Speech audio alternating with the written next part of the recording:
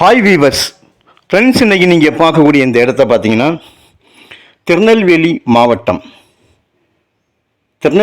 மாவட்டத்தில் நாங்குநேரி பக்கம், அதாவது கூந்தங்குளம் பறவைகள் சரணாலயம், எல்லாருக்குமே தெரிஞ்ச இடம். கூந்தங்குளம் பறவைகள் சரணாலயம் அதுக்கு பக்கத்துலாக இந்த இடம் அமைஞ்சிருக்குது. கரெக்டாக அந்த கிராமத்துக்கு பேர் அருமானேரி.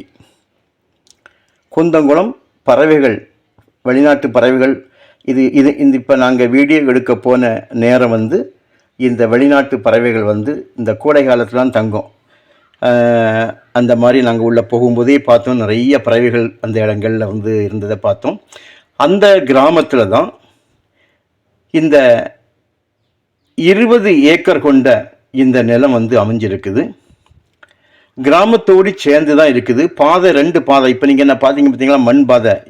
இது நாம் வரக்கூடிய ஃபஸ்ட்டு நான் உங்களுக்கு காணிச்சேன், மெயின் ரோட்டில் ஒரு கட்டிங் ரோடு, அதுவும் பஸ் ரோடு தான், வில்லேஜ் ரோடு. அப்படியே நாங்குநேரி போகக்கூடிய ரோடு. அந்த ரோட்டில் வரும்போது வீடுகளுக்கு மத்தியில் இடதுபுறமாக ஒரு மண் ரோடு போச்சு. அந்த மண் ரோடு தான்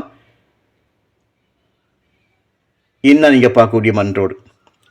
அந்த கிராமத்துலேருந்து ஸ்ட்ரைட்டாக வருது. நாங்கள் இன்னொரு வழி பார்த்தீங்கன்னா, அந்த கிராமத்துலேருந்து மெயின் தார் ரோட்டோடி வந்தால் இந்த இடத்துக்கு வந்துடலாம்.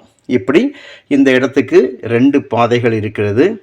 இது போக நமக்கு இந்த ரோட்லேருந்து இறங்கும்போது அந்த கிராமத்துக்கு உள்ளுக்க போகக்கூடிய தெருவு தான் நீங்கள் நேரே பார்க்குறது. அடுத்து வலதுபுறமாக ஒரு மண் ரோடு நான் போகுது பாருங்கள். 2 ரோடு ஃப்ரண்டேஜ் வருது.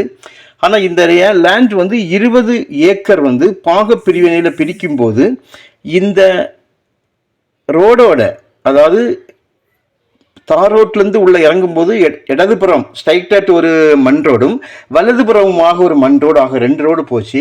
இந்த வலதுபுறம் போகக்கூடிய மண் ரோட்டுக்கு வலது சைட்லையும் கூட இந்த லேண்டோட ஒரு ஏக்கர் போல் இந்த சைடு வருது, இந்த 20 ஏக்கரில். இப்போ நீங்கள் பார்க்கக்கூடிய இந்த இடத்துக்கு நேர் பின்னால் பனைகள் நிற்குது. அதுக்கு பின்னால் பார்த்தீங்கன்னா இந்த கூந்தங்குளம் பறவைகள் சரணாலயத்திலிருந்து அந்த தொடங்கி வரக்கூடிய அந்த குளத்தினுடைய முடிவு இங்கே வரைக்கும் வருது. க்ளோஸ்அப் பண்ணி காணிக்கும் போது ரொம்ப கிளியராக தெரியல, தண்ணி பேக்கில் இருக்குது பாருங்கள். அந்த பனைக்கு அந்த பக்கம் உங்களுக்கு இந்த செடிகளுக்கு இடையிடையே தண்ணி இருப்பது உங்களுக்கு தெரியல. நாங்கள் நேரில் பார்த்தனால்தான் எங்களுக்கு சொல்ல முடியுது. இது கொஞ்சம் கூட நான் பேக்கில் இறங்கி போய் வீடியோ எடுத்திருந்தால் உங்களுக்கு அந்த தண்ணி வெளியே தெரியக்கூடிய அளவில் இருக்கும். ஒரு சென்டோட விலை 13,000 ரூபா கேட்காங்க. ஒரு ஏக்கருடைய விலை 13 லட்சம். இந்த விலைக்கு காரணம் உங்களுக்கு நல்ல செழிப்புள்ள ஒரு இடம். ஏன்னா அந்த லேண்டோட பின்பகுதியில் குளம் இருக்குது.